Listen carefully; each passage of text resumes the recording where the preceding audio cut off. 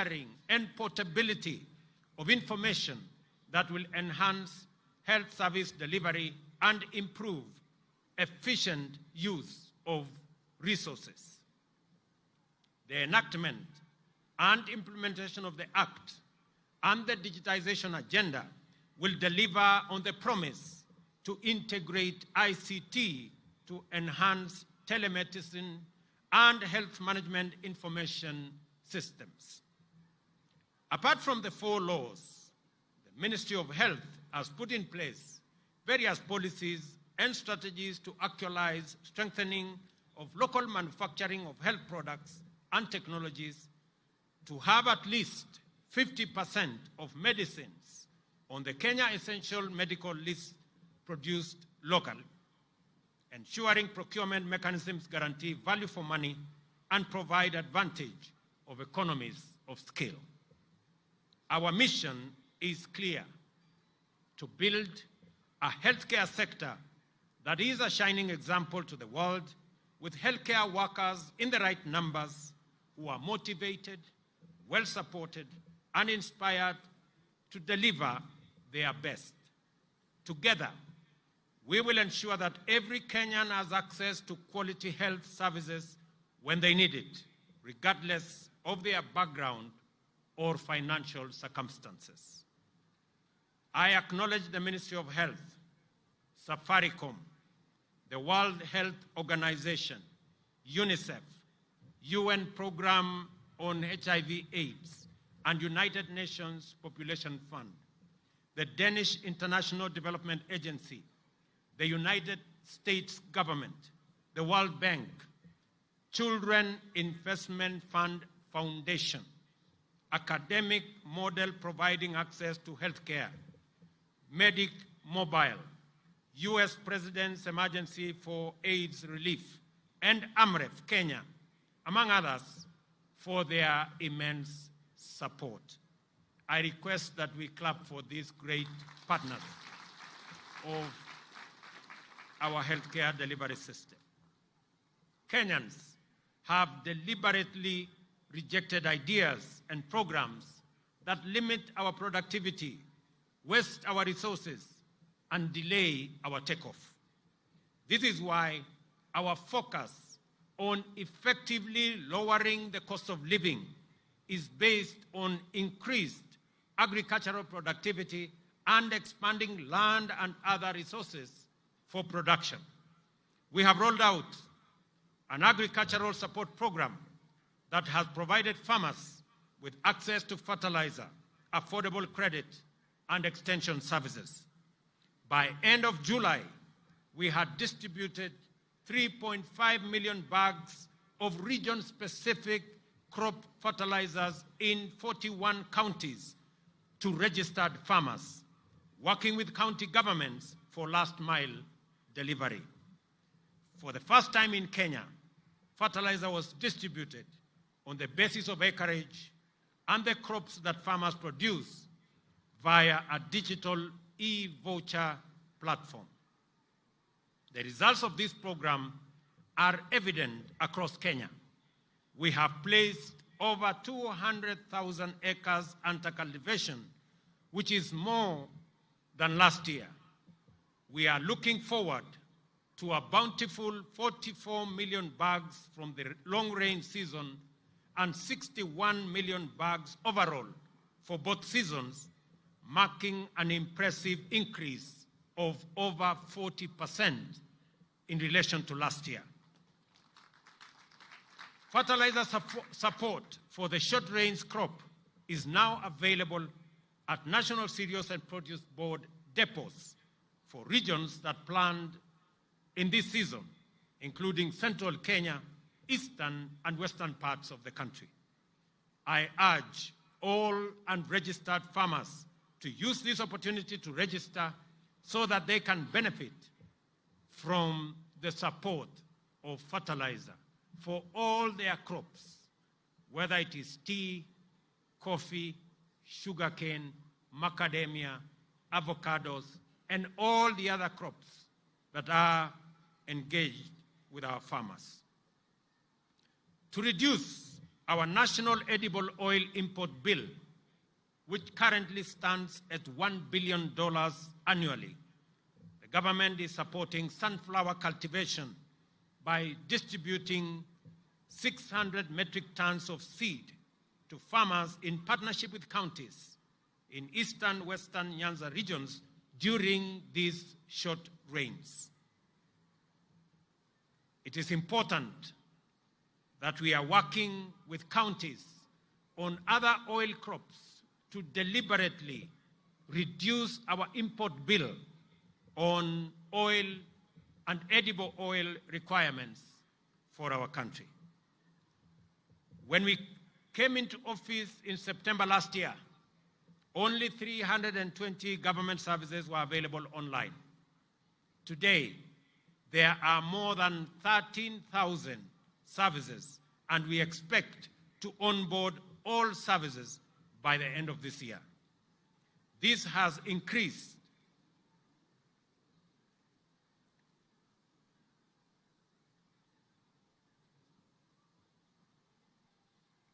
efficiency.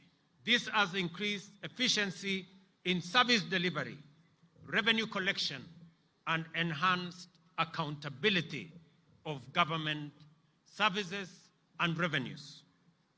The government is currently rolling out the last mile 100-kilometer of fiber optic infrastructure throughout the country to improve health facilities, improve schools, judiciary offices in far-flung areas, and other public institutions. We are also concurrently setting up 25,000 Wi-Fi hotspots targeting fresh produce markets, bus parks, and other public spaces. We are also working with members of parliament in the setup of 1,450 ICT hubs in every ward in Kenya. And I am happy that the National Assembly has aligned the National Government Constituency Development Fund Act to actualize this strategic intent. Our goal is to spur e-commerce, the creative arts, and the digital economy, the frontier of our bottom-up economic transformation agenda. We continue to make significant progress in our education sector. Immediately after assuming office last year, we ended months of uncertainty by resolving that junior schools be domiciled in our primary school setup. We have reduced the teacher shortage by hiring more teachers. In the last 1 year, the Teacher Service Commission has recruited 56,000 teachers, which is half of the required number or half of the shortage that we have. This is the highest recruitment in the history of the Commission in 1 year and the largest such exercise in Kenya's history. We intend to close the gap on teacher shortage in the coming 2 years. Further, in keeping with government's policy to equip Kenyan youth with practical skills and competencies, we are working with our TVETs to ensure that another 2,000 TVET college tutors are hired to support our TVET education that has increased from 90,000 8 years ago to 350,000 currently.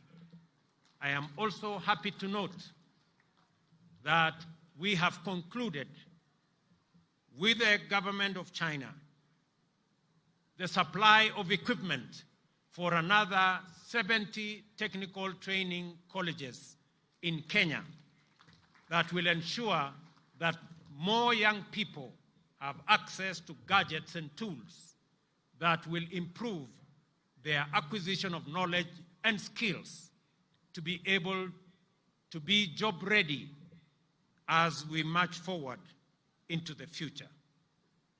In a transformative shift, we unveiled a new funding model for higher education and technical and vocational training that guarantees needy students free college studies.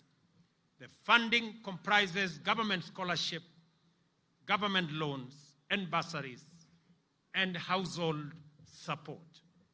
Through this model, we have raised the funding per student by 40%, and we have now eliminated the tragic situation of many of our universities that were steeped in huge debts because of underfunding that had become the norm. Housing is a revolutionary agenda that will have an extensive impact across the economy. At scale, the affordable housing program will create jobs for our young people, expand the manufacturing of construction products and materials, and enhance economic activity across many sectors. The construction of 46,792 units is already underway, and another 40,000 units are ready to commence construction in the next few days. Architects, engineers, quantity surveyors, masons, electricians, plumbers, transporters, steel factory workers, cement factory workers, and hardware merchants will be engaged in this transformative construction housing enterprise to construct 200,000 housing units annually. The construction of one unit, for the record, creates between 3 and 5 jobs directly and 5 to 8 jobs indirectly. More jobs will be created with the formalization of the Jua Kali clusters that will provide products such as doors, windows, and hinges for this program. I stand before the people of Kenya to express my pride and admiration for all Kenyans who have risen up to the challenge of the moment, seized opportunities that came up as we deliver our commitments and implemented the bottom-up economic transformation agenda. These enterprising ethos, the hustling spirit, and the motivation to do your part in making this country move forward is all, and it is heroic. Therefore, let us dedicate ourselves to nation-building endeavors, assured that as long as we are implementing the bottom-up economic transformation agenda, your government stands with you and will walk the road of growth and development with every Kenyan until we accomplish our purpose and fulfill our mission. Wacha niseme hivi kwa Kiswahili. Leo tumetumia Mashujaa Day ya mwaka huu kwa jambo la muhimu sana ambayo inahusu Wakenya wote. Jambo la afya. Vile nimewaeleza, tumekuwa tukitafuta mbinu, jinsi na namna ya kuhakikisha ya kwamba afya inamfikia kila Mkenya na afya isiwafikie wale wako na uwezo peke yao, lakini ifikie kila Mkenya, kwa sababu maisha ya kila Mkenya ni ya muhimu kwa Wakenya wote. Na ndio tumesema tunabadilisha sheria. Jana niliweka sahihi sheria 4 mpya ambayo itatumika kuendesha mambo ya afya ambayo itafikia Wakenya wote katika taifa letu la Kenya. Tunaanza na hawa community health promoters. Hawa mashujaa wamekuwa wakifanya kazi ya afya kama volunteers kwa miaka nyingi. Na ndio tumesema tukienda mbele, kwa sababu hawa community health promoters wamefanya kazi ya muhimu, sasa tutawapatia vifaa.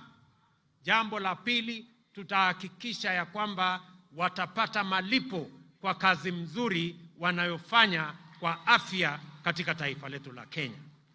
Na jambo la pili, sheria mpya ambayo tumetengeneza itaturuhusu na itatupatia nafasi sote kama Wakenya kuchangia kwa mambo ya afya. Nataka niwaeleze ndugu wa Kenya mambo matatu ya muhimu kwa hii mfumo mpya ya afya ambayo tunazindua leo. Ya kwanza, pale katika level 1, 2 and 3 dispensary na health center, kila Mkenya atapatiwa matibabu bila malipo yoyote. Na gharama ya matibabu katika level 1, 2 and 3, gharama yake italipiwa na serikali ya Kenya kupitia kwa ile fund ya primary health. Jambo la pili, pale katika dispensary yako ya nyumbani na katika health center yako ya nyumbani, sasa Wakenya watajumuishwa katika usimamizi wa ile facility. Nyinyi katika kijiji yenu, katika mtaa wenu, nyinyi mtakuwa na kamati ya kushughulikia mambo ya afya katika dispensary yenu, katika health center yenu. Ndio kama hakuna dawa, nyinyi wenyewe mtashughulika, mjue na mtupatie habari ya kwamba hakuna dawa katika hii hospitali, ndio Wakenya waweze kupata nafasi ya kupata afya katika mahali karibu pale nyumbani. Kwa sasa Wakenya wengi wanaenda kwenye hospitali yenye iko mbali kwa sababu ile dispensary iko hapo karibu, haina dawa, haina wauguzi na haina service. Na ndio tunasema hivi, sheria yetu ya pili ni kuhakikisha ya kwamba kila facility, kila hospitali, kila dispensary, kila health center watakuwa na pesa zao, na pesa ya facility yenu haitapelekwa katika facility ingine na haitapelekwa kufanya kazi ingine yoyote. Itatumika katika hiyo facility yenu. Ili pesa ambayo imewekwa katika budget ya facility yenu ya nyumbani, nyinyi wenyewe kama wananchi mkisimamia, na wauguzi, na tumesema ya kwamba wananchi wenyewe wahusishwe, viongozi wa kanisa wahusishwe, viongozi wa serikali katika kiwango hiyo wahusishwe, na development partners pia watakuwa pale, na hata watu wa civil society wakuwe pale, ndio tuhakikishe ya kwamba hakuna wizi tena ya madawa katika mahospitali zetu, katika dispensaries zetu na katika health centers zetu. Vile vile, wananchi wengi wakipata ajali, wakipata hali ya dharura, wakienda hospitali wanaambiwa wewe huna card, wewe huna uwezo wa kulipa. Sasa emergency, chronic illness na ajali zote, kila mwananchi atakubaliwa kutibiwa katika kila hospitali bila ya kuulizwa maswali, kwa sababu maisha ya kila mwananchi ni ya muhimu. Wananchi wengi wananiuliza kwamba wale hawana uwezo wa kulipa NHIF ama wa kulipa sasa ile card ambayo ni ya Social Insurance Fund itakuwaje? Wacha mimi nitangaze katika hafla hii ya kuzindua afya nyumbani kwamba kila mwananchi atalipa kulingana na mapato yake. na yule mwananchi ambaye hana uwezo, serikali ya Kenya itakulipia card ya hospitali. Kila Mkenya atakuwa na Social Insurance Fund card, na wewe utaenda hospitali na utatumia hiyo card, either umejilipia mwenyewe ama umelipiwa na serikali, ili uweze kupata matibabu katika level 4, level 5 and level 6. Kwa hivyo kila Mkenya, either utaenda katika level 1, 2 and 3 na upate matibabu bila malipo, ama uende level 3, level 4, 5 and 6 na utumie kadi yako kupata matibabu. Na kila Mkenya, ndio tumesema hakuna Mkenya ataachwa nyuma. Ile maneno ya zamani, wewe unaenda kwa facility ya hospitali, unaambiwa kadi yako imefika mwisho. Sasa hii kadi ambayo tutawapatia haitakuwa na mwisho, kwa sababu maisha ya kila Mkenya ni ya muhimu. That card will make sure that if the limit is reached, then the chronic and illness fund will kick in and every Kenyan will be attended to. Hakuna Mkenya atafukuzwa hospitalini kwa sababu ya mambo ya malipo tena. Tunataka tuhakikishe ya kwamba kazi hiyo inafanyika. In conclusion, allow me to celebrate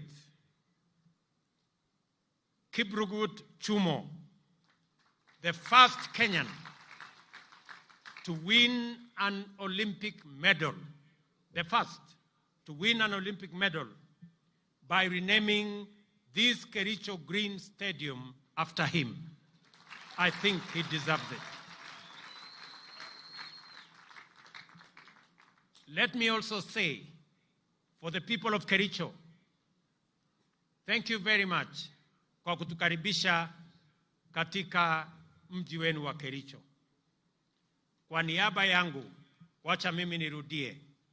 Kwa niaba yangu na sote tuliokuja hapa kuomba kura zenu, deputy wangu akiwa hapa, viongozi wale wengine wote wakiwa hapa, kwa watu wa Kericho tunawaambia asanteni sana kwa kura zenu. Watu wa Kericho, narudia, asanteni sana kwa kura zenu. Big up Kericho. Kale hii, kale gongoi mising.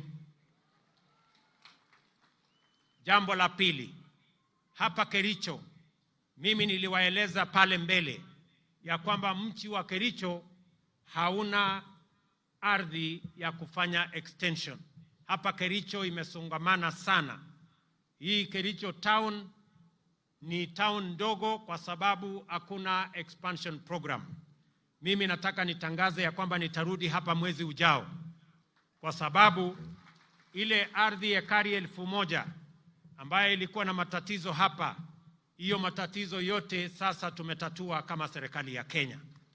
Na sasa tutapata shamba ekari 1000 ya expansion development planning ya Kericho town.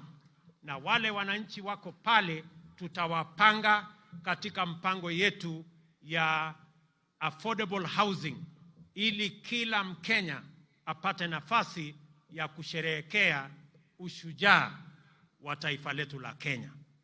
Vile vile nitarudi hapa hivi karibuni kwa mambo yenu ya hospitali, mambo yenu ya damu, kwa sababu haya ni mambo yako katika mipango yetu. We also celebrate Mzee Samuel Kipsoi Ngetich Chepsetion. I know you know him. An incredible entrepreneur who exemplifies the bottom-up story. A class 3 dropout, he pulled himself up through sheer determination to set up the Kipchimchim group of companies whose interests span various industries and employ thousands of Kenyans. Before his untimely death recently, he was working on West Valley Sugar Company that began milling operations last week. Fare thee well, Mzee Samuel Kipsoi Ngetich Chepsetion. You are a great inspiration to many young Kenyans and many citizens of our country that it is possible to rise up from humble beginnings and make a mark in the Republic of Kenya. Ladies and gentlemen, I want to thank you very much. Na nataka niwaulize Wakenya wote mahali popote walipo leo, na niwahakikishie Wakenya wa taifa letu la Kenya ya kwamba nia yetu ni kuunganisha wananchi wote wa taifa letu la Kenya. Na niwahakikishie Wakenya kutoka jamii zote, kutoka kaunti zote, kutoka pembe zote za Kenya ya kwamba hakuna Mkenya atabaguliwa na serikali ya Kenya kwa misingi ya kabila, dini ama siasa. Sisi ni ndugu moja wa taifa moja with a common destiny as a people of Kenya. Na mimi nataka niwahakikishie ya kwamba jukumu letu mbali na kuunganisha Wakenya ni kuhakikisha ya kwamba tunabadilisha taifa letu kwa miradi na mipango ya maendeleo. Nataka niwahakikishie ya kwamba sote tutaungana, tutafanya kazi kwa pamoja. Na wauliza ndugu zangu wa Kenya, kila mmoja wetu, ile kazi unafanya, ujue ya kwamba hiyo kazi unafanya, usihesabu ni kazi ndogo, usihesabu ni biashara ndogo, usihesabu ni mchango mdogo. Kila mmoja wetu, kwa yale yote mnafanya, ujue unachangia katika kubadilisha na kupeleka taifa letu la Kenya mbele. Na tutafanya yale yote yanawezekana kama serikali ya Kenya kuwashika mikono nyinyi mnaofanya bidii, mnaoamka mapema kuchangia katika kufanya kazi na kuendesha taifa letu la Kenya mbele. Nataka niwahakikishie ya kwamba sitarudi nyuma, sitafanya chochote ambayo itazuia Mkenya mwenzetu kufikia atma yake ama kufikia malengo yake. Nia ya serikali yetu, nia ya serikali ya Kenya, mpango ya serikali ya Kenya ni kumwezesha kila mwananchi awe bora kuliko alivyo sasa, muweze kuchangia katika kubadilisha taifa letu la Kenya, katika mahali mnafanya kazini, ile biashara mnafanya, yale yote mnafanya katika sehemu mbalimbali. Na mimi vile vile nataka niwahakikishie ya kwamba nitahakikisha ya kwamba pesa zenu mnazolipa kwa ushuru, kwa jasho lenu, pesa zenu ambazo tunakusanya katika kaunti zetu kwa levies, kwa taxes na kwa njia zingine zote, pesa zenu zitatumika kwa njia inayofaa, haitafujwa, haitaibiwa, wafisadi hawatanyemelea. Na tayari nimetangaza katika taifa letu la Kenya, na mtaona mambo hivi karibuni, ya kwamba wale wote wanahusika na kuiba pesa ya Wakenya na mambo ya ufisadi na mambo ya ukora, mambo yao ni matatu, na nyinyi mnajua vile nimesema. Kwa hivyo, I want to guarantee every citizen of the Republic of Kenya that we will hold your hand as you make your contribution in whatever you are doing, in a small way, in a big way, as a casual worker, as a permanent and pensionable worker, as a worker on contract, as a person waking up early and sleeping late, in driving the wheels of our economy, in pushing the destiny of our country in the right direction, that you have my support. You have the support of the government of Kenya, and we are going to work together towards building one united, democratic, indivisible Kenya. Na mimi nawauliza jameni, tuungane katika kazi hiyo. Mungu awabariki sana. God bless you and God bless our country Kenya. Asanteni sana. Basi niombe kwa heshima sote tuweze kusimama kwa wimbo wa taifa na wimbo wa Jumuiya ya Afrika Mashariki, na wale ambao wamevalia kofia zisizo rasmi tuweze kuzivua kwa heshima.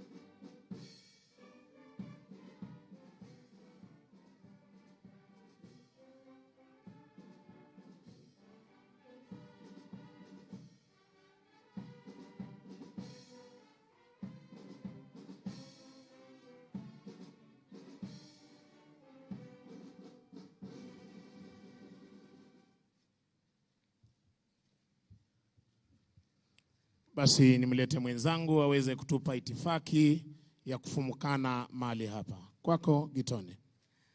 Mheshimiwa Rais, kwa ruhusa yako nitaomba tukubaliwe kuondoka kwa itifaki.